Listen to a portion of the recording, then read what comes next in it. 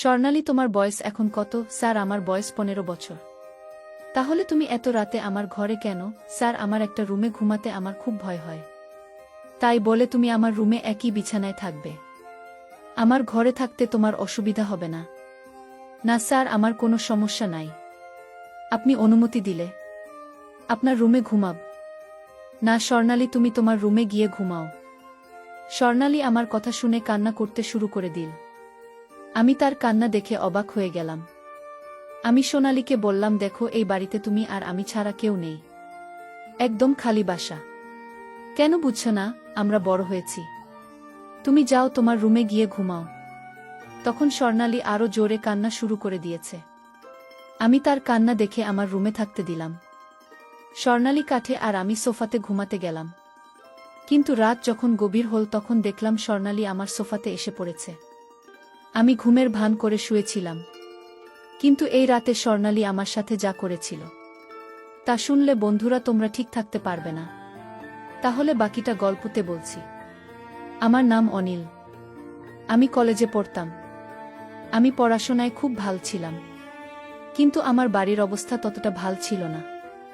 আমাদের পরিবারে শুধু আমি আর আমার মাই ছিলাম। বাবা আমার ছোটবেলাতেই মারা যান। আমার মা লোকেদের কাপড় সেলাই করে অনেক কষ্টে আমাদের সংসার চালাতেন। আমি বুঝতে পারতাম যে মায়ের সাহায্যের প্রয়োজন। তাই একদিন আমি সিদ্ধান্ত নিলাম যে আমি টিউশনি পড়ানো শুরু করব।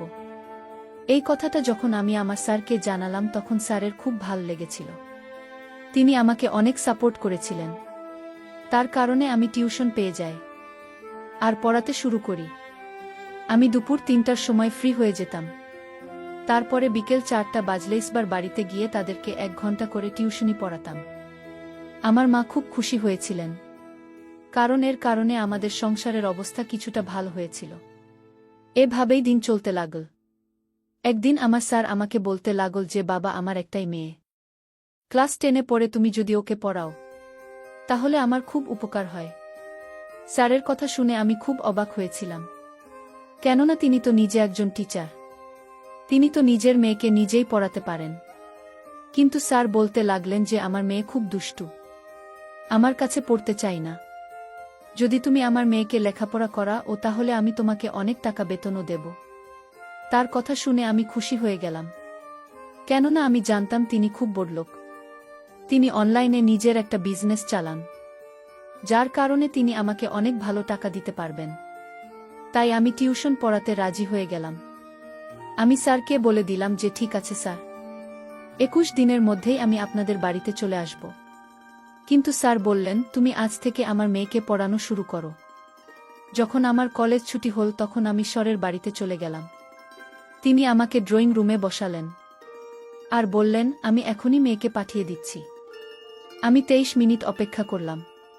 এরপরে তার মেয়ে যখন ড্রয়িং রুমে এল তখন তাকে দেখে আমি খুব অবাক হয়ে গেলাম, কেননা সে এত সুন্দরী যে আমি নিজের চোখে বিশ্বাস করতে পারছিলাম না। আমার সামনে যে বসে আছে সে কোনো মেয়ে না, যেন কোনো পরী। মেয়েটি আমার সামনে এসে বসে পড়ল। এর আগে আমি মেয়েদের সঙ্গে তেমন একটা কথাও বলিনি।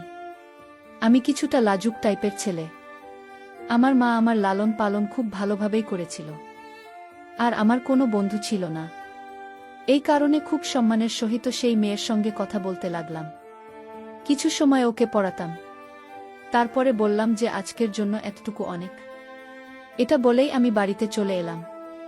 কিন্তু আমার মাথা এখনও ওই মেয়েটার ব্যাপারে চিন্তাভাবনা করছিল। মেয়েটার নাম স্বর্ণালী, অপরূপ সুন্দরী। ওকে দেখে মনে হচ্ছিল না যে দুষ্টু টাইপের হবে। কিছুদিন এভাবে ওকে পড়াতে লাগলাম। এরপর একদিন আমি অবাক হয়ে গেলাম, কেননা আমি কিছু না জানিয়ে স্বর্ণালীদের বাড়িতে চলে গেলাম। সেখানে গিয়ে আমি স্বর্ণালীকে এমন অবস্থায় দেখলাম যে আমি তাড়াতাড়ি করে, কিন্তু যখন আমাকে দেখলে তাড়াতাড়ি করে ভিতরে চলে গেল। কিছু সময় পরে আমার কাছে পড়তে চলে এলো। সে বলল, আমার সামনে টেস্ট পরীক্ষা আছে, আর ওকে বললাম যে এই টেস্টে তোমার খুব ভালো নম্বর পাওয়া উচিত, কেননা আমি তোমাকে খুব ভালোভাবে সবকিছু বুঝিয়ে দিয়েছি। আমার কথা শুনে বলতে লাগল, না স্যার, আমার বায়োলজি খুব কঠিন লাগে। আমি খুব একটা ভালো নম্বর পাব না, কিন্তু পাশ করে যাব। ওর কথা শুনে আমি অবাক হয়ে গেলাম, কিন্তু ওকে বললাম, চলো ঠিক আছে, কিন্তু তুমি যদি ফেল করে যাও তখন কি হবে? তখনও বলতে লাগল, তাহলে স্যার আপনি আমাকে যে কোনো শাস্তি দিতে পারেন। ওর কথা শুনে আমি হাসি দিয়ে বললাম, ঠিক আছে, যদি তুমি ফিল করো তাহলে আমি তোমাকে শাস্তি দেব। এখন আমি অপেক্ষা করতে লাগলাম কবে ও টেস্টে ফেল করে আর আমি ওকে কোনো শাস্তি দিতে পারি। কেননা জানি না, আমার স্বর্ণালীকে রাগাতে খুব ভাল লাগত। তারপর একদিন ভগবান আমার কথা শুনে নিলেন। আরও টেস্টে ফেল হয়ে গেল। আমার মন খুশিতে নাচতে লাগল। কিন্তু আমি কপট রাগ নিজের মুখের উপর ছড়িয়ে স্বর্ণালীকে বলতে লাগলাম, এটা তুমি কি করে ফেলেছ? আমি তোমাকে এত ভালোভাবে পড়িয়েছি, কিন্তু তবু তুমি টেস্টে ফেল করে গেলে। ও বলতে লাগলো, স্যার আপনি আমাকে যে শাস্তি দেবেন আমি মাথা পেতে নেব। আপনি আমাকে যা কিছু পড়িয়েছিলেন আমি সব কিছু ভুলে গেছি। কি করব, আমার বায়োলজি খুব কঠিন বলে মনে হয়। ওর সরল মনে আমাকে বলল। আমি তাকে বললাম, তোমাকে আগেই বলেছিলাম, মনে আছে? ও বলতে লাগলো, আপনি আমাকে এটাই বলেছিলেন যে আমি যদি টেস্ট ভালোভাবে না দিই আর ফেল করি তাহলে আপনি আমাকে শাস্তি দেবেন। আমি ওকে বললাম, ঠিক আছে, তাহলে তোমার কি শাস্তি চাই? ও বলতে লাগল, আপনি আমাকে যে শাস্তি দেবেন। আমি একজন দিকে তাকালাম। আমরা দুজন ছাড়া এখানে কেউ নেই। আমার সাথে এত সুন্দরী মেয়ে ছিল আর তার সৌন্দর্যতা দেখে আমার মন বিগড়তে লাগল। অদ্ভুত অদ্ভুত চিন্তা আমার মাথায় আসছিল, যেন আমার উপরে শয়তান ভর করেছে। আমি ওকে আস্তে করে বললাম, ঠিক, তুই এদিকে আসো, আমি তোমাকে শাস্তি দিতে চাই। স্বর্ণালী খুবই সরল মনে আমার কথা মেনে নিল। আমার পাশে এসে বসে পড়ল। আমি ওকে জিজ্ঞেস করলাম, তোমার বয়স এখন কত? ও বলতে লাগলো যে আমার বয়স 15 বছর। স্বর্ণালী 15 বছরের আর আমি 21 বছরের। আমি ওকে বললাম, আমি তোমাকে যে শাস্তি দেব তুমি কি তোমার বাড়ির লোককে সেই শাস্তির কথা বলে দেবে? ও বলতে লাগলো, না স্যার, আমি আমার শাস্তির কথা কেন বলবো? যদি এটা বাবাকে বলি তাহলে বাবা তো আমার উপর যাবে। কেননা আপনার পড়ানোর পরেও আমি আমার পড়ার দিকে ধ্যান দিতে পারিনি। আমি চুপ করে রইলাম। আমার মাথায় বাজে চিন্তা আসছিল, কিন্তু আমার মনে এটা করতে আমাকে নিষেধ করেছিল। কোথাও না কোথাও আমার মায়ের দেওয়া শিক্ষা আর সমাজ সংস্কার আমাকে থামিয়ে দিয়েছিল। এই কারণে আমি সিদ্ধান্ত নিয়ে ওকে বললাম যে না, আমি আজকে তোমাকে সাজা দেবে না, কিন্তু এর পরে যদি তুমি কখনো কোনো পরীক্ষা এরকম কোনো ভুল করো আর ফেল করে যাও তাহলে আমি তোমাকে নিশ্চয়ই শাস্তি দেব। আজকের মতো তোমাকে মাফ করে দিলাম।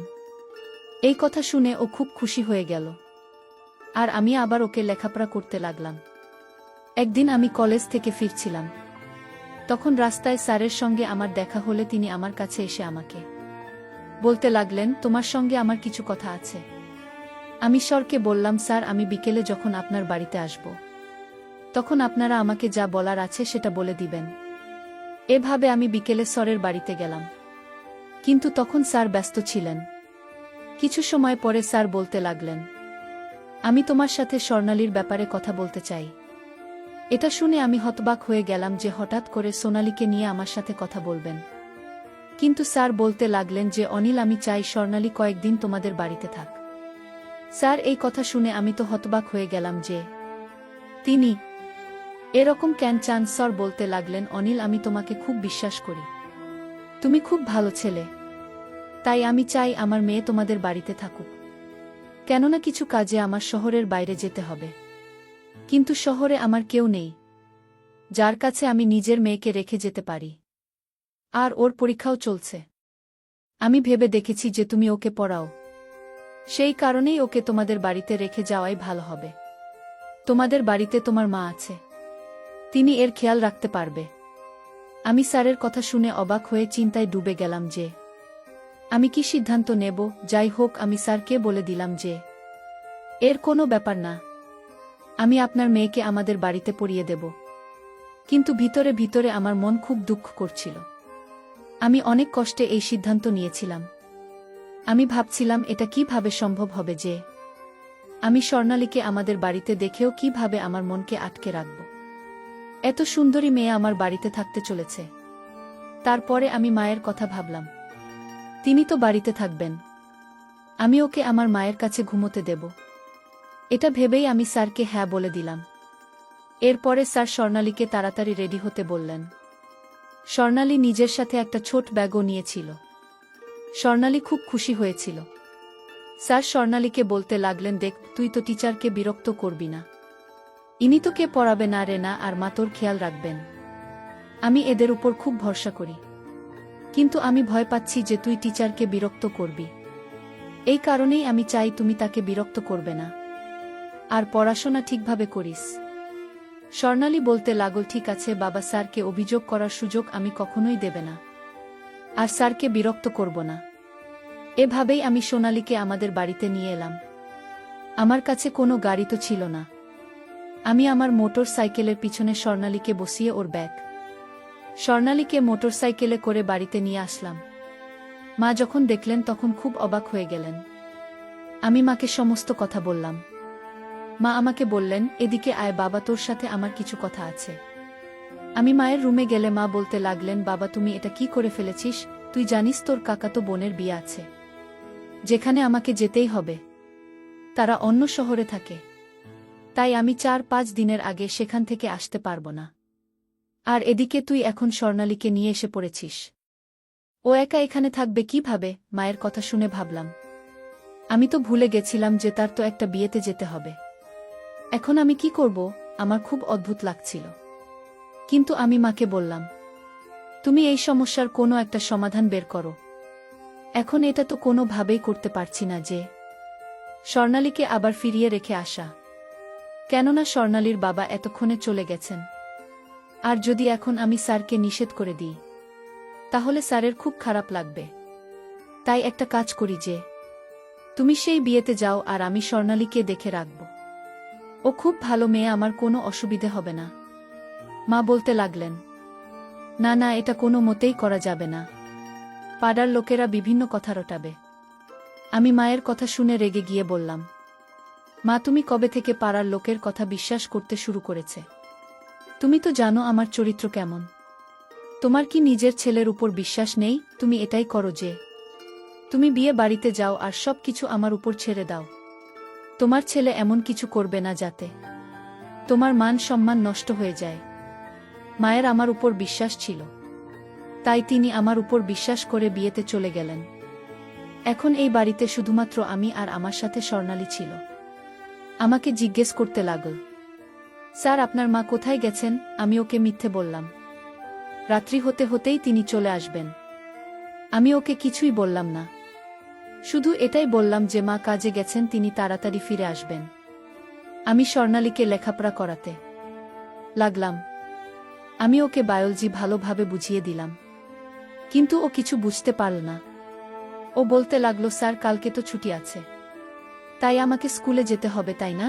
এরপর এটুকু আপনি আমাকে কালকে পড়িয়ে দেবেন। তখন আমার মনে পড়ল, হ্যাঁ কালকে তো ছুটি আছে, তাই আমাকেও কলেজে যেতে হবে না, কেননা আমাদের কলেজও বন্ধ।